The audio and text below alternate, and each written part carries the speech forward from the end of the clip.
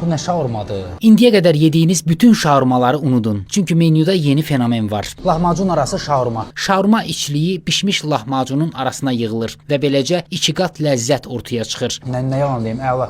Mən bunu Xırdalan Binəqədi yolundakı bir tat tantunidə tapdım. Bir dənəsi 5 manatdır. Buradan keçəndə mütləq yoxlayın.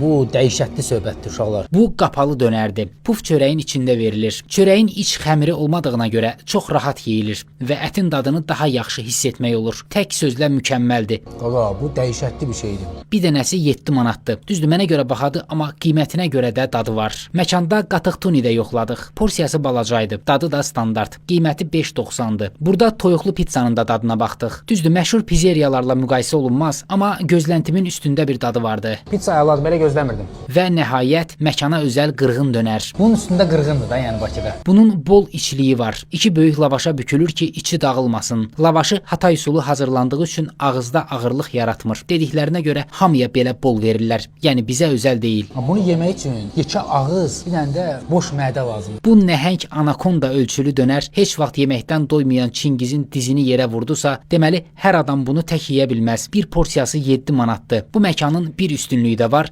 Mətbəx göz qabağındadır. Nəyi necə hazırladıqlarını rahat görə bilirsən. Tam səmimi deyim, təkcə qapalı dönər və lahmacun arası şaurmaya görə bura bir də gələrəm.